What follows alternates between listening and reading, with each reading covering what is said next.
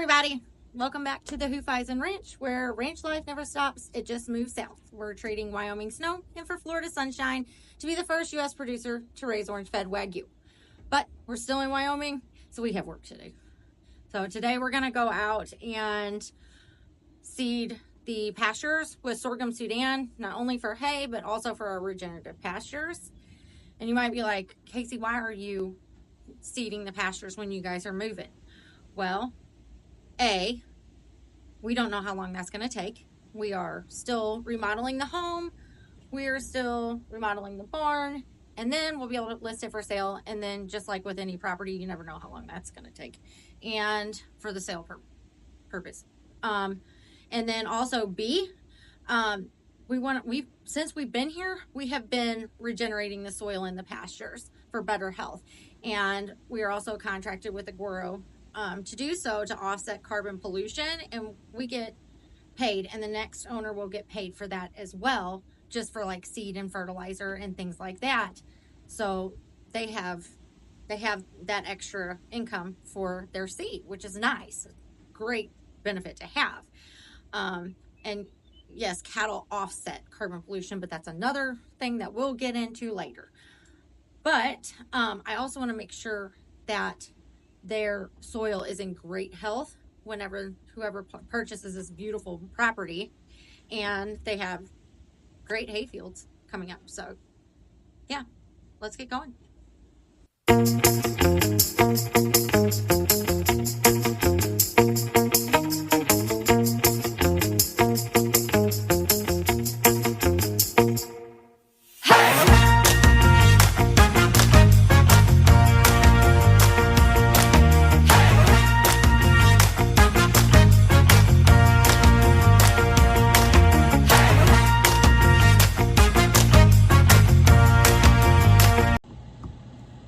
Alright guys, we got a diesel up, load the seed box with seed, obviously, and then we're gonna head out.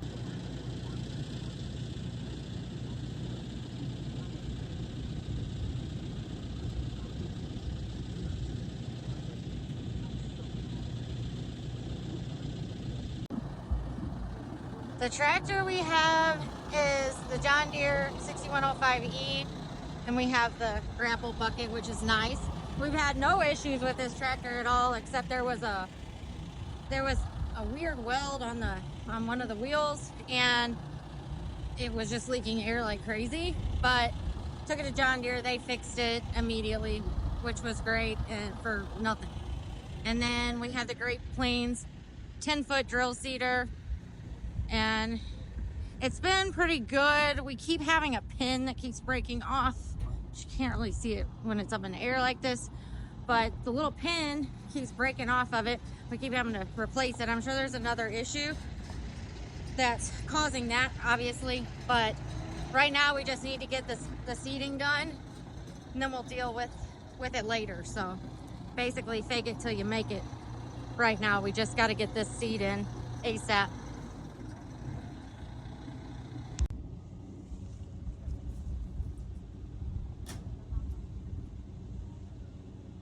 Sell these up there first.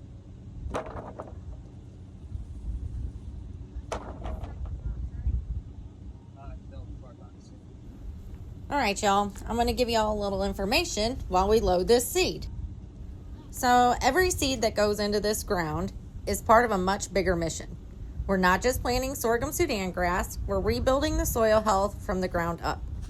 Since taking over this land, we've been focused on reversing decades of depletion using nothing but nature. This crop pulls double duty. It's forage for our cattle and hay for storage, all without synthetic fertilizers. Sorghum Sudan sends deep roots that break up the soil. They retain moisture, and it jumpstarts microbial life. No chemicals needed. We are also part of a carbon credit program called Agoro Carbon.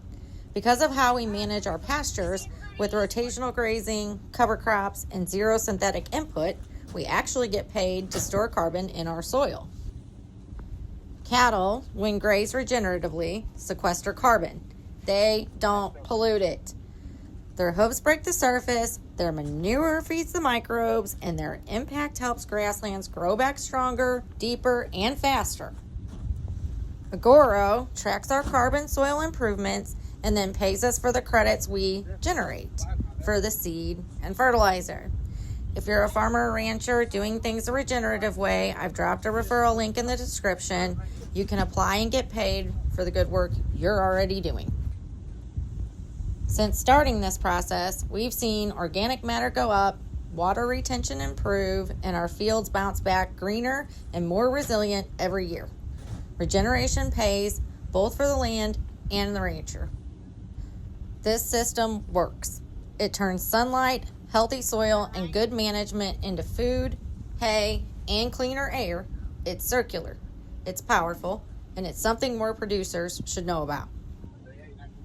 So, while it might look like we're just loading seed, we're really planting carbon sinks, building a better beef system, and restoring the land.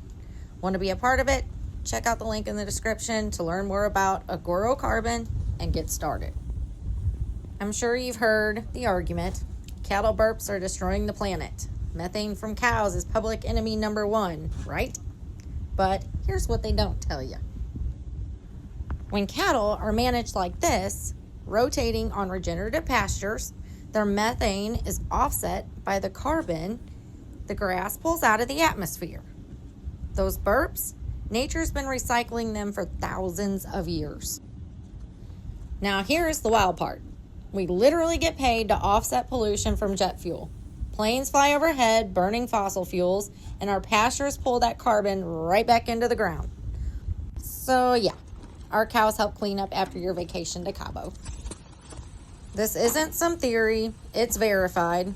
Agoro Carbon measures our soil health, tracks our carbon storage, and pays us to regenerate the land.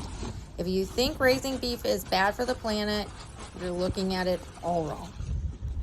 This isn't a problem, this is a solution. And the fact that we get paid for it, that just proves we're doing something right.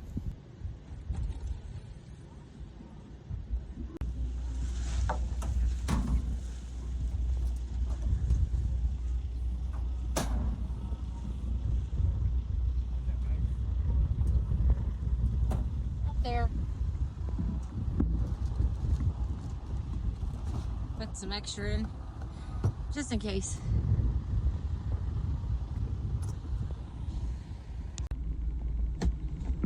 All right, the diesel's in, the dead fluid's in, the seed's in, so let's go.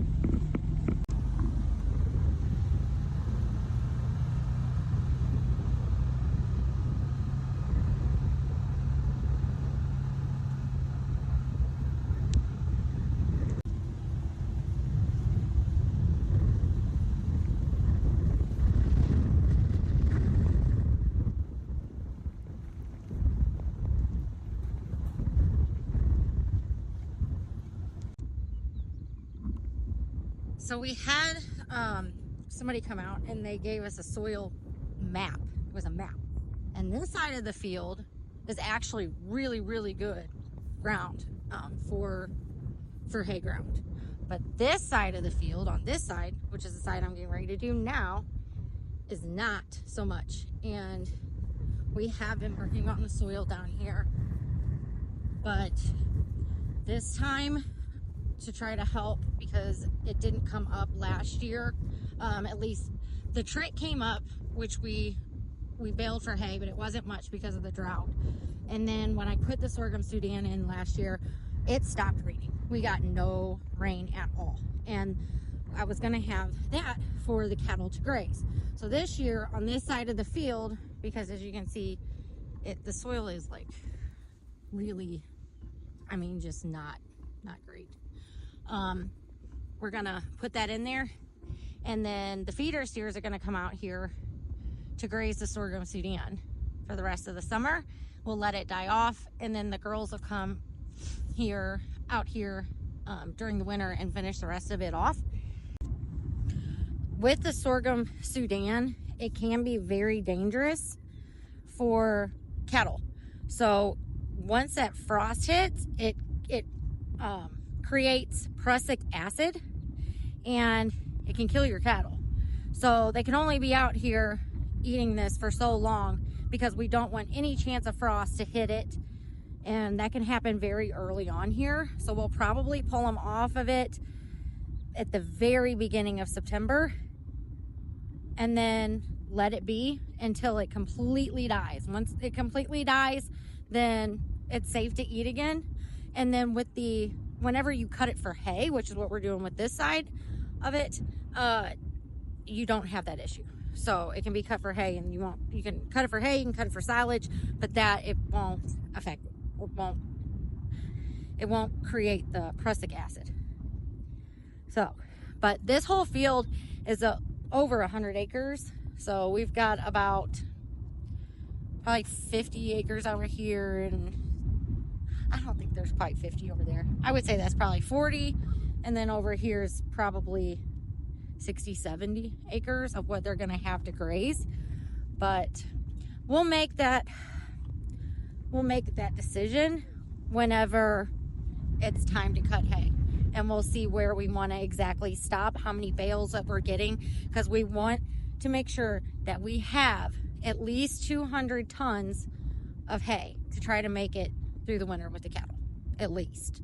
We're always probably going to have to buy some hay, but with the sorghum Sudan, as big as it is, that's kind of the hope that we won't have to. And then with all the additional grazing that's there, that cover crop grazing, that's a lot. That's a lot of acres that they can work on through half the winter. So we shouldn't need as much hay either. So there is that. But this is the first year that hopefully we will get sorghum Sudan. So I've done a lot of research on it for the regenerative grazing. We've done rye grasses, we've done rye, we've done trit, we've done prairie grasses, we've done it, you name it, we've done it, really. The only thing we haven't done is wheat. But I think it's gonna be good. I think it's gonna be good. I guess we're gonna find out. Make sure you subscribe to the channel. So in July, we'll figure it out. Either end of June, I'm thinking end of June, because it seems like every time that we hay in July 4th, that's kind of like the hay date here in Wyoming, or like, yeah, the time to cut hay. It always seems to be like it just got too dry from the sun, because the sun is extremely intense here, and then we've just had nonstop drought for the last couple years. But so I think the end of June, and then we'll see what we got. You know, fingers crossed. Fingers crossed. Let's get in that tractor. Well, we had to come back for a minute because we are loading up Big Girl and the other Big Girl daughter to send them to Transova to get their embryos collected, and he's here to pick them up. So super excited to get them and get their eggs collected and get these embryos made that we're going to be putting in August. So this is awesome. So Big Girl that's leaving, Big Girl, her name's actually Miss Ito-Shigafuji, but she is the largest sized known Wagyu cow in the United States right now. And that is our big thing that we are doing with the genetics, is making the breed much larger without compromising the marbling in the beef. And it's going to be amazing, because that's really going to help all of the Wagyu farmers and ranchers, their bottom line, their bottom line. And it'll help us, with cost reduction and just more meat, better meat, more bigger, better meat.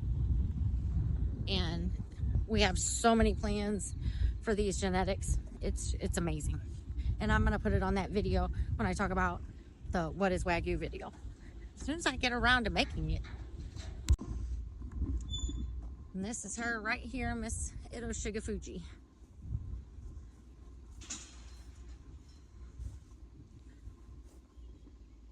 And her calf is massive. He was just born a couple weeks ago, and he's huge.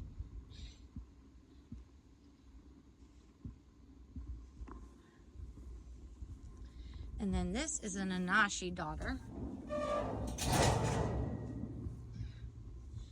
Close that. So Nanashi, she was also one of the biggest in the United States, but she has died. Oh no, oh no, oh no, oh no. That door is open. I never opened it. Oh, that calf just went out. I can't reach it.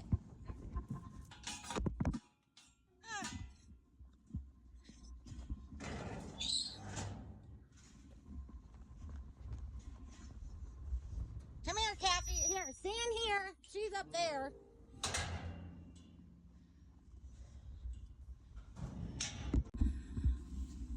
Whew. The door was open. I got him now. They're up there. Got them going. It's open. I just didn't realize they wouldn't come down here. And, They got out. help me. So, yeah, I heard it said gates open.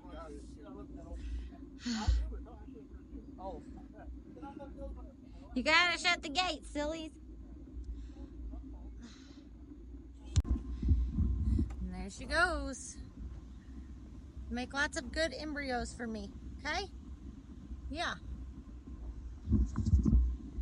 Well, they are on their way to Sioux City, Iowa, and we still haven't started the field yet, and it's noon, so we're gonna be out there till probably 8 o'clock tonight, I'm guessing.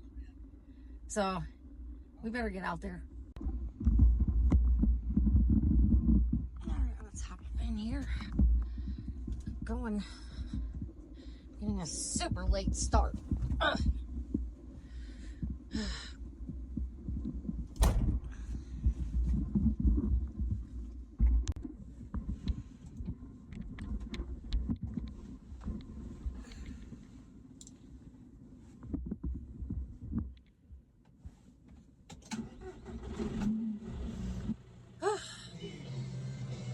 Really?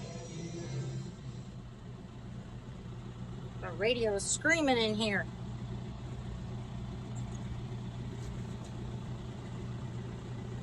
Yep, yeah. Yeah. All right, let's go.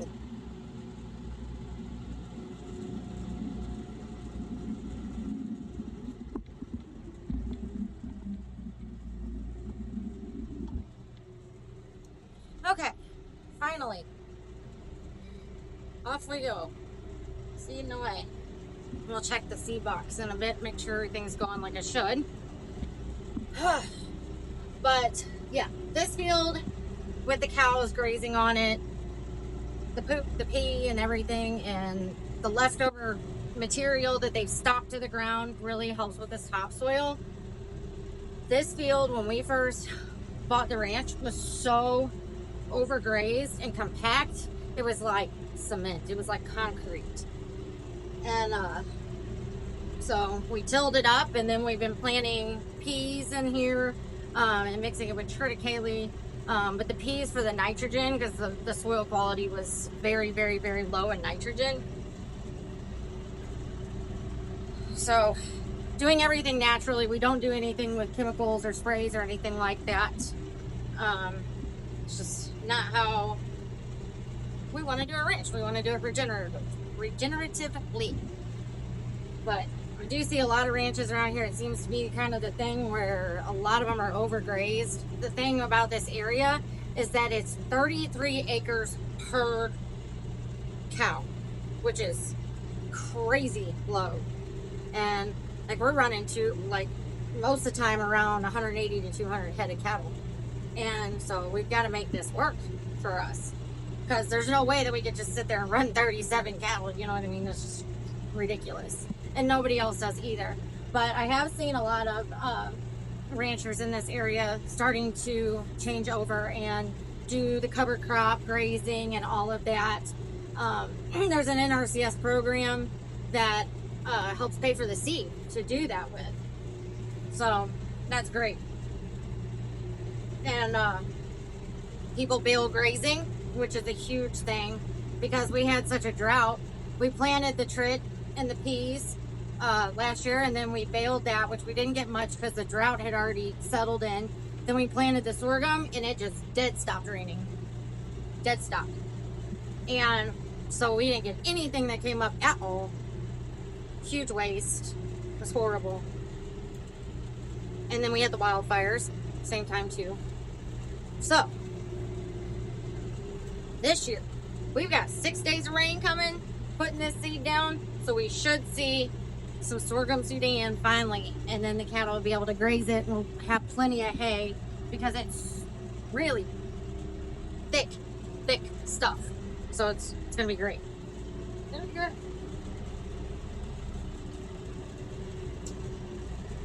But now that we've got started out here, I'm gonna throw my earbuds in and throw on a podcast for a bit, and I'll get back with you here shortly. See how far we've come along. I'm gonna slow down here for a second, but so I can turn around and show you. See that chain spinning right there? Well, that's how I'm checking every few minutes or so, every 15 minutes or so, to make sure that it's still spinning, because if that pin breaks again, then it'll stop spinning that, but we won't be dropping any seed, and I don't want to put down a couple acres of seed, or not drive a couple acres without putting anything down. So that's something I need to keep my eye on, because it has already broke twice in the last bit of seeding. So hopefully, fingers crossed, we can get this field done without that dang thing breaking again. But we're getting somewhere. We're down about 4 acres so far, which is only about 7 passes, but it's pretty dang long strip here. And doing about, I'm going a little slower right now, but doing about 7.5 miles an hour. Get the seed down, which is a little faster than probably should, but trying to get this done. We don't have a lot of time, and I know we have some rain coming, so this is going to be the opportunity to get this started.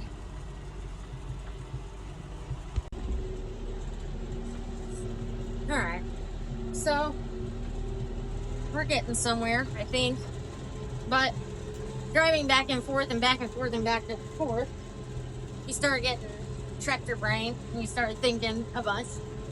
So I figured I'd share with you. But I'm sitting here pondering, which is really dumb stuff, I guess, probably, but you know, do any of you know how old the millennial farmer is? Because I don't know. If you know, let me know in the comments.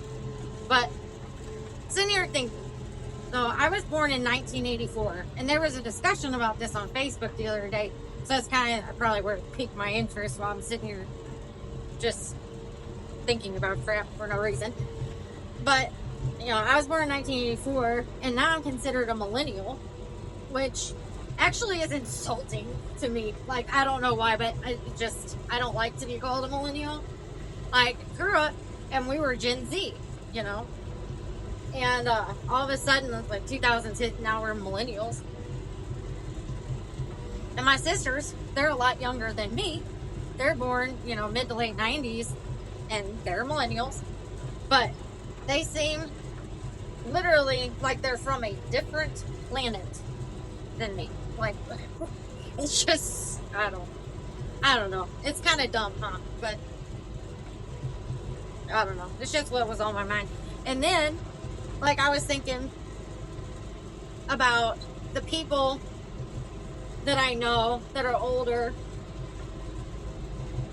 that, you know, that were farmers a long time ago, in the, you know, 80s and 90s and such, and then before, and all the chemicals that they used to use, and a lot of people still use, the glyphosate and all of that, which there's a lot of controversy over that right now, and a lot of people trying to stop it within their states, which is great, and why we kind of do what we do. But how many people do you know, if you're raised in a farming community or that grew up on farms or whatever, know people that are affected by these chemicals like have Parkinson's or anything. I know I do. I know a lot of them. And I know people whose parents are, you know, these people are my parents' age, but their parents are like really severely affected by those chemicals from a long time ago. And we don't use any chemicals. That's why we do this. Like regenerative agriculture, yeah, it takes some time to get it started, but once it's started, it's good. You know, you're good. Once it's, you know, done, you know, it's very sustainable.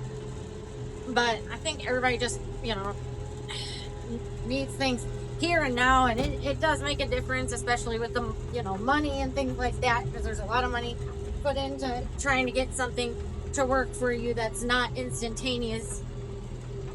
But I'm fine with that, because a couple of years of doing this and not getting, you know, the greatest crops and soil, you know, from the soil being so bad and all of that, that's fine.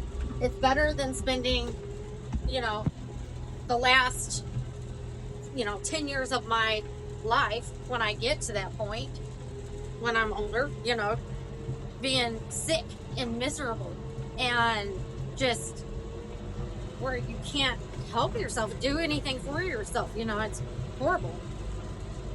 Not only are, you know, you affected, you know, it also affects your family, your children, and everything like that. But for what? For quick, you know, quick money, you know? It's just not my thing. I don't know. Just things rolling around in my brain. What do you think?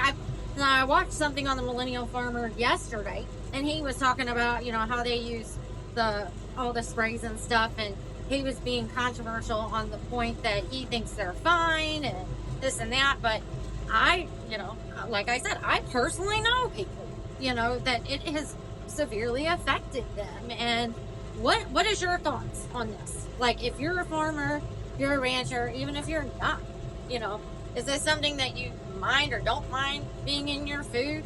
You know, because it is. I can tell you that.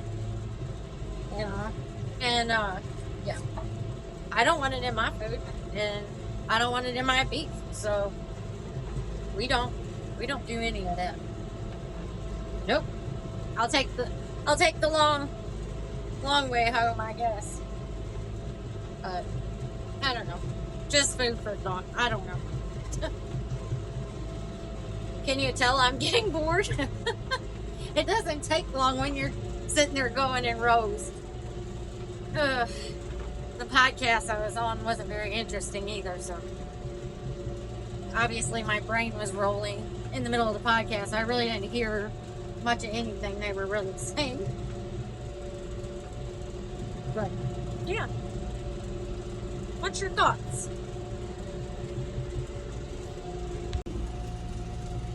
Just keep it trucking.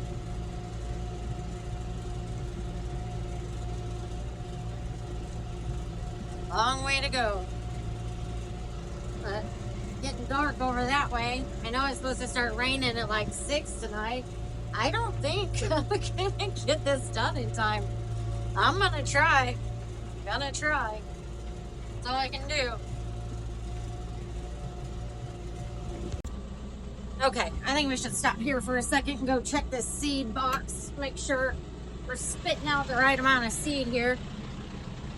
The little chain has been fine.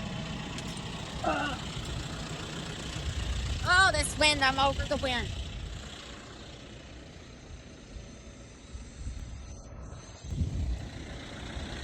I lifted it going over this hill. I gotta drop it, or I'm not gonna be able to climb up there. Duh. My brain is already tired. Alright, now let's go check the dank seed box.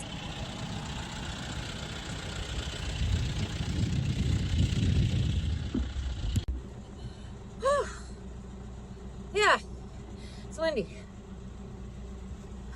Definitely have some storms coming, so let's keep going. All right, back at it. Yep, chain's fine. Whew.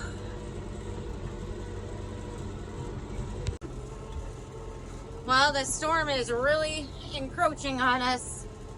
I don't know if we'll end up being able to get done in time. And what's really weird is it's coming from the southeast. Normally, it comes from the southwest or the northwest.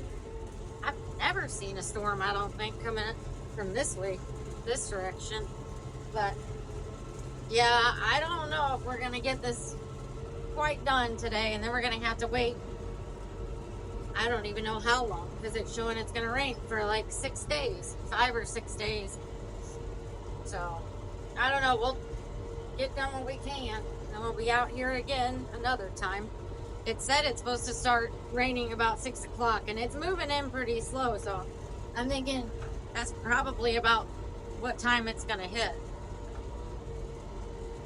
But it's moving its way over to us. We're getting there though, slowly but surely. Whew. I had to get out and stretch for a second, but I've noticed that this grass, even though it's really splotchy, because the cover crop, or the second crop didn't come up last year after tilling it in, this is the thickest, most lush I've ever seen the grasses in this pasture. If you would have seen these fields just even 4 or 5 years ago, you would not believe these are the same fields. They were so overgrazed. It was insane. But all this work is working. I'm going to show you something real quick. I'd get out and show you, but it's so windy out there, you'd never ever hear me. But so we have some really white soil that's right by these artesian wells. So these artesian wells were oil wells that were dug out here to try to get oil, but they're water wells now. They're about 1,200 feet deep, and they're full of minerals. So all this soil right here, nothing's gonna grow. It's just kind of in my way going through this field, but it's very, very, very alkaline. I mean, people pay big money for the smart water that's super alkaline. We get it naturally, because that hill over there, I can't really see, but yeah, that hill there, that is the artesian well that feeds the house and the cows and all the pastures. So we get really high alkaline mineral water every day out here. So do the cattle. But yeah, just wanted to show you that. So we're a little over halfway done, I think now, maybe, or close. And that storm is definitely rolling in. It just keeps getting windier and windier, and the dust is flying. Welcome to dry land farming. But we're getting somewhere, and I'm hoping we're gonna beat this rain, but it's gonna be a close one. Very close. I feel like it's just gonna start raining anytime at this point. It's getting really dark. Well, we're starting to get some rain here, so I don't think we're gonna make it, because there is lightning and thunder booming all around me too. So hopefully I can make at least a couple more passes here before it starts pouring down on me. We just got a chance to start a little bit earlier, maybe. Got it done today, but I don't know. Looks like we'll have another partial day of finishing this up after the rain stops in a couple days. And then hopefully we get some more rain from there. But we'll see how far we get here. Well, it sprinkled there for a little bit, but it quit. So hopefully we can beat this rain. I don't know if I'll beat the dark, but the tractor has headlights, so just want to get it done. I just want to get it done today. I don't have a lot of time. I'm pretty busy, for sure.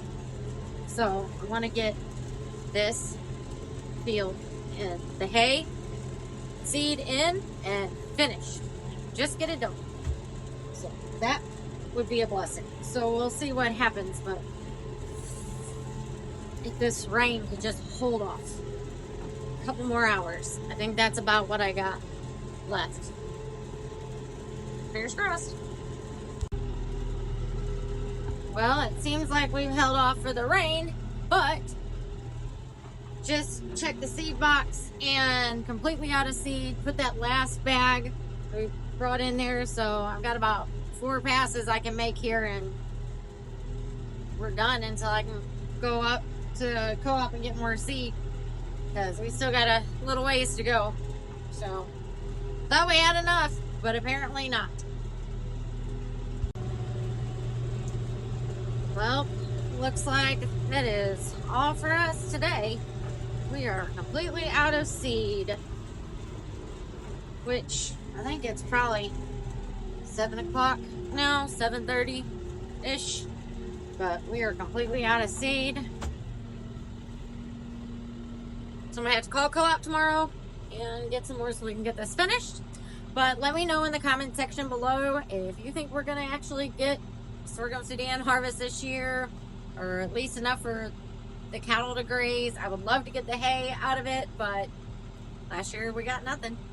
So let me know, and then don't forget to hit that subscribe button so you can follow along, and I'll be doing updates, and then we'll also be videoing when we start cutting the hay, hopefully. I don't know. Well, catch you all in the next video. Get you some beef. Bye guys.